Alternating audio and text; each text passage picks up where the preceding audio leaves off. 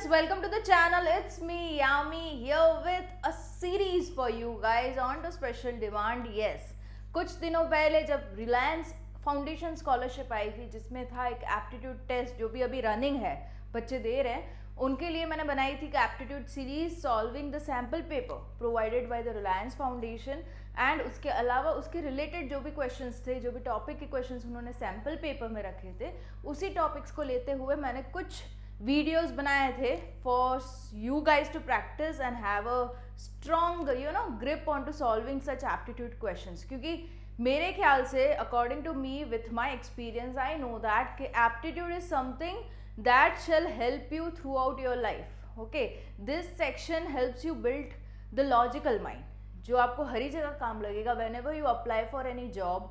तब written जो test रहेगा उसमें you'll have a section of aptitude always. If you are going for any state government examination, any of the competitive examination, aptitude section will be there and there.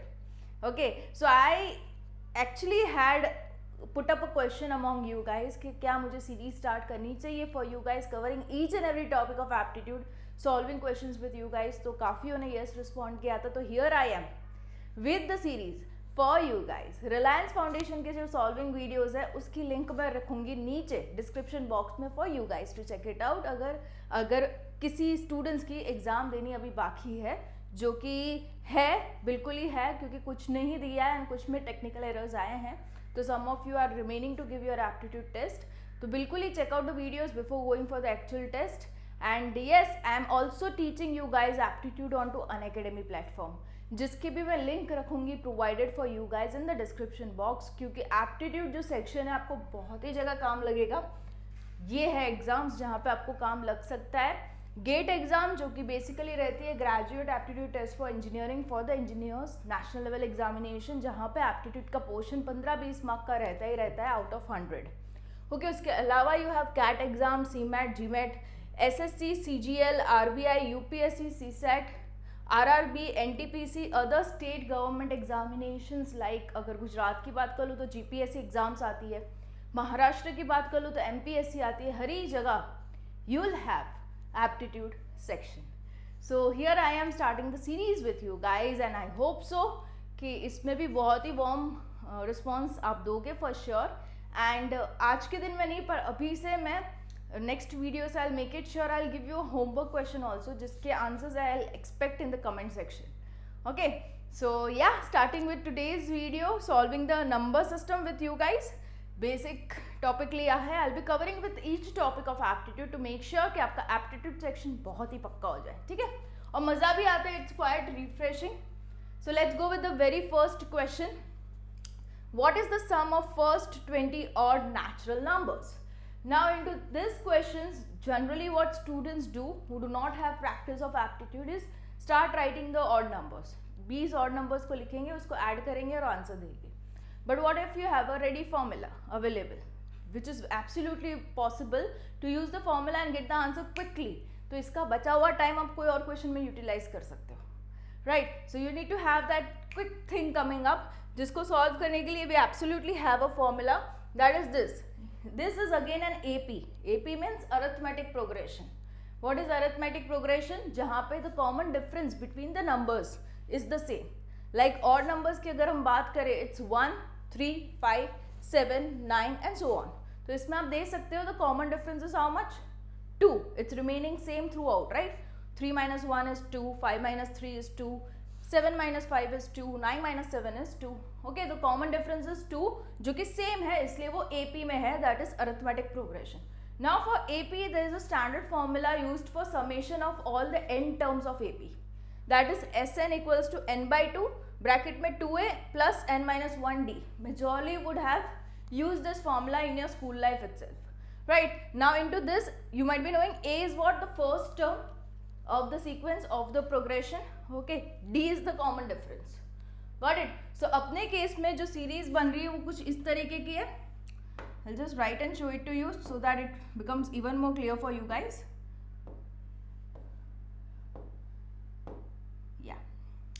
So I'll take the basic white color. Yeah, so it goes like 1, 3, 5, 7, 9 and so on. Okay, तो इसमें first term क्या है? a is equals to 1, What is the common difference between the both? D is equals to 2. Okay, keeping the values over here. If I keep the values over here, I'll get n by 2. 2 into 1 would be 2 plus n minus 1. D क्या है अपना 2 है. ये 2 को मैं common निकालती हूँ. Okay, तो it will get cancel with this 2, right. So n by 2, 2 यहाँ का कॉमन, यहाँ पे बचेगा 1 plus n minus 1, right. Got it. 2 मैंने कॉमन निकाला बाहर. सो अंदर ब्रैकेट में क्या बचा? 1 plus n minus 1. If you cancel it off, here also it get cancelled. You are remaining with n and n over here. That will give me the answer as n square. Okay, so summation of odd numbers. Same goes with the even numbers also. ये आप मुझे check करके बताना. I want your answers in the comment section. ये odd के लिए बन गया कि n square is the formula that you can use to find the sum of first as many, like first 20, first 30, first 40 odd numbers. ठीक है, तो जितना भी नंबर बोला वो n की जगह रिप्लेस कर दो. इस क्वेश्चन में 20 बोला है, तो आई पुट 20 यहाँ पे. तो 20 square is 400. Is that in the option? Yes, it's absolutely there in the option. Option number D, n square that is 400. Okay, n square जो अपने को फॉर्मूला मिला, तो उसमें n मैंने डाल दिया 20, क्योंकि हमें 20 नंबर्स का फाइंड करना है. Square would be 400. Simple. I want you guys to even search for the even numbers. क्या वो सेम ही है कि डिफरेंट रहेगा? I need the answers from you. I will make the sessions interactive so that even the comment section will help you gel up. Okay, I get comments from all over India, so I want the students all over India to interact into my channel so that it can build your aptitude abilities. Okay, interaction भी बढ़ेगा और networking भी बढ़ेगा साथ ही साथ. फायदे ही फायदे. ठीक है, तो this is the very first question. Easily you can solve. Coming to the next is, see the next question is, again इसके बारे में अगर आपको information नहीं है, आपने कभी भी ये question को पहले नहीं देखा होगा, तो you'll always have a doubt of solving. But एक बारी देखो आपने इसको समझ लिया ना, तो whenever this type of question comes into your life, any time flash होगा, तो you immediately have a clue how to solve. Okay, so positive integer when divided by Q, there is unknown number Q, अगर उससे कोई integer को divide करते हैं, leaves a remainder of 21. Okay, there is a random some number x मान लीजिए, उसको अगर क्यू से डिवाइड कर रहे हैं, तो जो रिमाइंडर आ रहा है वो 21 आ रहा है. पहला data. When double that number is divided by q, मतलब q को उसी के डबल नंबर से डिवाइड करते हैं. Okay, then the remainder remaining is 13. Okay, then what is q? You are supposed to find q. Okay, data में यही दिया है, पहले नंबर को डिवाइड करते हैं q से, रिमाइंडर रहता है 21. नंबर को अगर डबल किया जाता है और q से डिवाइड कर जाता है, तो रिमाइंडर रह रहा है 13. तो what is the number q is what you need to find. For that you need to have a funda clear in your mind. ये फंडा को मैं एग्जाम्पल के साथ आपको समझाती हूँ. Suppose there is any number 15. Okay, you are dividing that by 7. अपने को पता है 15 is not divisible by 7, perfectly divisible by 7. Okay, तो कुछ ना कुछ रिमाइंडर बचेगा. क्या बचेगा? तो 7 2s is 14 and the remainder remaining is 1. Got it? Now अगर इस नंबर को मैं डबल करती हूँ, ओके, 15 को मैंने किया 30, right. So now what is the remainder that is remaining? तो 7 4s is 28, remainder is 2. इसको अभी भी डबल करो to know the pattern, what is it working. Okay, pattern जानने के लिए. तो 60 को डबल किया हो गया 30 को डबल किया हो गया 60. ओके, तो 7 8s is 56. क्लियर? तो रिमाइंडर क्या बचा? 4. इसको और भी डबल कीजिए, 60 का भी और भी डबल कीजिए 120. तो क्या बचा रिमाइंडर? जनरली पैटर्न में बचना क्या चाहिए, पैटर्न समझ लीजिए. 1 का डबल हुआ 2, 2 का डबल होगा 4, अभी 4 का डबल होना चाहिए 8. बट कहीं ना कहीं 8 is greater than 7, right. So अभी क्या होगा? Remainder is what now? When you divide 120 with 7, 7 7s are, you will have you will solve this and you will get your remainder as 1. 7 7s are 49, 50 जो बचा था उसको 49 किया subtract and you will remaining with 1. Now this one, अगर आपको जानना है कि what is this unknown over here, आपका बचा होना चाहिए 8 इस पैटर्न के अकॉर्डिंग, क्योंकि पहले रिमाइंडर आया 1, 1 का डबल था 2, 2 का डबल हुआ 4, तो 4 का डबल 8 रिमाइंडर होना चाहिए, राइट. बट रिमाइंडर आया 1, तो इन दोनों का अगर आप डिफरेंस निकालते हो, that is the number with which it is divided, that is 8 minus 1 is 7. So this is a thumb rule that is followed. Okay, when you go on doubling the number, आप same number से उसको divide कर रहे हो और जो number को divide कर रहे हो उसको आप डबल किए जा रहे हो, राइट? तो एक पैटर्न फॉलो होने के बाद अगर वो पैटर्न फॉलो नहीं हो रही, उससे ज्यादा का नंबर आना चाहिए था, तो जितना भी नंबर आया उसको डिवाइड सब्ट्रैक्ट करना चाहिए द एक्सपेक्टेड नंबर के साथ, तो जो डिफरेंस मिलेगा would be this number. Okay, तो अपने केस में वही वाला अननोन है। Okay, this only is unknown to us. Got it? So now, what is being given to us? Positive integer when divided by q, you are given x. Okay, and then if it is doubled and divided by q, you are getting a remainder of 13. पहले के case में 21, दूसरे के case में 13. You are having two remainders over here. अब बताओ इस logic के साथ how would you solve that? How would you solve that? Actually होना चाहिए इसका डबल, right? एक्चुअली होना चाहिए 42 इसका डबल, बट आया 13, तो what if you subtract this both? Expected remainder था 42 बट आया 13, इन दोनों को माइनस करोगे तो कितना आ जाएगा? 42 minus 13 would come out to be this Q number, that is 29. Is that in the option? Yes, this. Okay, so जो एक्सपेक्टेड रिमाइंडर होना चाहिए वो 42 था, but remainder now is 13. So the divider which is unknown to us, कैसे find करोगे आप? जो expected remainder होना चाहिए माइनस जो रिमाइंडर हमें मिल रहा है, दोनों का difference will give you Q, that is 29. Got it? 42 minus 13 is 29. So this is how it is solved. अभी कभी भी आपके आंखों के आगे इस तरीके का क्वेश्चन आता है, make sure a pattern would be followed. वो पैटर्न में जो एक्सपेक्टेड आंसर है उसको किससे डिवाइड करना है? द एक्चुअल रिमाइंडर जो आ रहा है वो, तो आपको मिल जाएगा ये डिवाइडर. Got it? तो this is how this questions are solved. Next in the list is this one, the digit in the units place. या ये भी बहुत ही सही क्वेश्चन है बिकॉज इसका भी फंडा आपको काफी जगह यूज होगा. Digit in the units place of a number represented by this. एक नंबर है जिसकी यूनिट प्लेस आपको फाइंड करनी है. Hope so you know about the unit place, right? अगर ये नंबर है तो मान लीजिए दैट इज 959, तो this is units place, hundreds place, thousand place.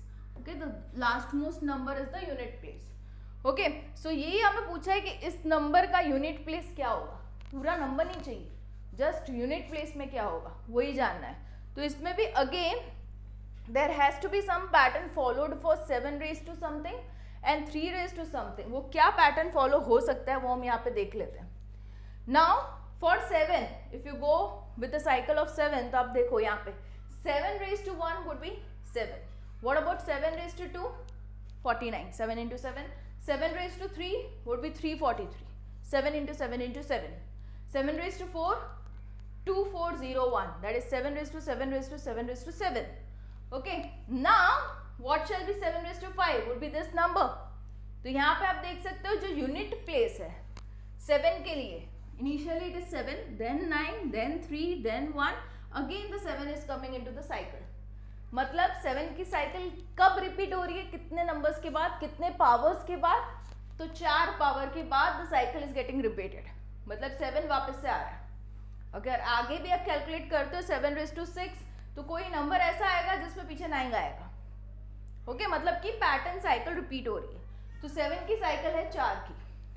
Similarly will go with the cycle of 3 की क्या साइकिल बन रही है वो भी देख लेते हैं. हर एक नंबर की साइकिल अलग अलग रहेगी, इसलिए दोनों की चेक करना जरूरी है. हम 7 और 3 की क्यों चेक कर रहे हैं? बिकॉज यहाँ पे क्वेश्चन में 7 के पावर दिए हैं, 3 के पावर दिए हैं. Got it? So now cycle of 3 would be 3 raise to 1 3, 3 raise to 2 9, 3 raise to 3 27, 3 raise to 4 81, 3 raise to 5 243. Again 3 coming back in the unit place. Okay, तो यहाँ पे भी आप साइकिल देख सकते हो, जो रिपीट हो रही है वो है 5th नंबर से रिपीट हो रही है. Got it? मतलब 4 की साइकिल. तो again the cycle of 3 would B 4. अपने को ये पता चल गया कि 7 की साइकिल 4 है और 3 की भी साइकिल 4 है. तो कहीं ना कहीं हम इस पावर को, ये जो पावर्स हमें दे गए हैं उसको हम, just a minute, I just rub this. या जो पावर्स हमें दिए गए हैं उसको हम 4 के टर्म्स में रिप्रेजेंट करें. ठीक है, तो 95 जो रखा है उसको अगर हम 4 से डिवाइड करें, 95 को अगर हम 4 से डिवाइड करें तो 4 2s would be 8, we are remaining with 1 and 5, 4 3s would be 12, we are remaining with 3. Okay, तो ये बन गया 4 से परफेक्टली डिविजिबल नहीं, 3 एक्स्ट्रा रह रहा है, तो कोई नहीं, हम उसको किस तरीके से रिप्रेजेंट कर सकते हैं, can we write this as 7 raised to 4, 4 क्यों, बिकॉज 4 की साइकिल रिपीट हो रही है 7 के लिए, whole raise to 23, okay, plus 7 raise to additional कितना है 3, गॉट इट, क्लियर है, तो 23 into 4 plus 3 would give me how much 95 in total. Okay, so यहाँ पे प्लस नहीं आएगा, इनटू ही आएगा, ठीक है, यहाँ पे नहीं आएगा plus, this will be into only, so I will write this into, okay, so यहाँ पे बन जाता है क्या, इसकी यूनिट प्लेस क्या है 7 raised to 4 की, हमने देखा है क्या है यूनिट प्लेस इसकी 1 है, राइट, सो अगर 1 इसकी यूनिट प्लेस है तो 1 की जितने भी पावर हो, यहाँ पे तो 23 है, जितने भी पावर रहेगा तो 1 ही, राइट, और ये 7 raised to 3 कितना बन जाएगा 343, यूनिट प्लेस क्या है 3 है, ओके, सो ये इसकी यूनिट प्लेस 3, हम सिर्फ यूनिट प्लेस की बात कर रहे हैं अभी, okay, we are not taking the complete numbers, हम सिर्फ यूनिट प्लेस की बात कर रहे हैं, तो इसके पावर 23 मतलब कि ये 1 into 3 हो जाएगा, मतलब कि इसका 3, मतलब ये पूरा सिंप्लीफिकेशन हो गया, जिसका जो भी आंसर होगा उसका unit place would be 3. Will solve this thing similar for 3 also, okay, so अगर 3 के पावर 58 है, अगेन 3 की साइकिल क्या है 4 की है, तो अगर मैं 4 से डिवाइड करूं 58 को, हाँ, तो 4 1s would be 4, 1 and 8, 4 4s would be 16, right, so we are remaining with 2, got it, 4 4s 16, we are remaining 2. तो इसी तरीके से मैं अगर 3 का भी लिखूं, got it, तो 3 raised to अगेन 4 के power whole raised to 14, got it, into 3 raised to remaining 2, got it. इसका अगर सिंप्लीफाई करूं तो इसके पीछे भी 1 ही आ रहा है, 1 raised to 14 would be 1 and 3 raised to 2 is 9, तो यूनिट प्लेस इज 9, ओके, तो इसकी यूनिट प्लेस इज 9, क्लियर, तो इसकी यूनिट प्लेस इज 9. अभी क्या हो रहा है, इसकी यूनिट प्लेस इज 3, इसकी यूनिट प्लेस इज 9, तो इसको अगर आपको you know just need to simplify with this, अगर मैं इसको मिटा दूं, यस, इसको मैं नहीं मिटा दूं ताकि मैं इसको यहाँ पे ही आपको समझा दूं to make it more clear, yes, so there is some digit जिसकी यूनिट प्लेस यहाँ पे 3 है, ओके, इसका वाला माइनस हम कर रहे हैं सम नंबर जिसका यूनिट प्लेस है 9, ओके, ये नंबर का सिंप्लीफिकेशन हमने इस तरीके से किया कि हमें एटलीस्ट यूनिट प्लेस पता चल जाए जो कि आ रही है 3, और इस नंबर का सिंप्लीफिकेशन हमने इस तरीके से किया इसकी भी यूनिट प्लेस पता चल जाए जो आ रहा है 9, ओके, तो इन दोनों को अगर आप सब्ट्रैक्ट करते हो तो व्हाट डू वी डू, ये नंबर इससे छोटा है ना, तो इसको काट के हम 13 लिखते हैं, फिर आगे का सब कैंसिलेशन करते हैं, राइट, सो इन शॉर्ट हमें तो सब यूनिट प्लेस ही फाइंड करनी, only we need to find the unit place, तो इसका काट के 13 किया, तो 13 minus 9 would be how much 4, तो हमें यूनिट प्लेस का आंसर मिल चुका है, दैट इज इट, हमें पूरा नंबर चाहिए भी नहीं, we just want unit place, so this is how you can find the unit place, that is option number D, 4, got it, simple, yes, so ये फंडा आपके माइंड में क्लियर होना चाहिए, सभी की साइकिल क्लियर होनी चाहिए, राइट, ताकि आपको पता लगे कि आपको किसके रेज टू पावर लिखना ठीक रहेगा. देखो हमें 4 की साइकिल यहाँ पे मिल गई ना, तो हमें पता चला कि ये जो पावर है उसको 4 से हम डिवाइड करेंगे तो हम इसको सिंप्लीफाई कर पाएंगे, राइट, क्योंकि बाकी का जो पावर है वो तो आपको पता ही, आप लिख सकते हो उसकी यूनिट प्लेस, बट इसको सिंप्लीफाई करना जरूरी है, जस्ट बिकॉज 95 ये बहुत बड़ा नंबर है, तो जब आपको साइकिल पता होगी ना, you can easily simplify. Hope I made myself really clear for you guys to solve, and I'll be coming up with more such aptitude sessions for you guys for sure. I'll keep continuing the series covering maximum, or rather say all the topic of aptitude, and yeah, I'll give a good practice to you guys onto the channel. It's me Yami.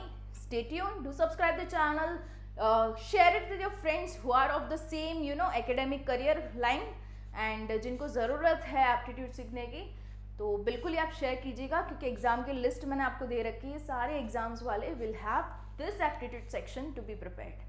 Okay, bye. See you in the next video.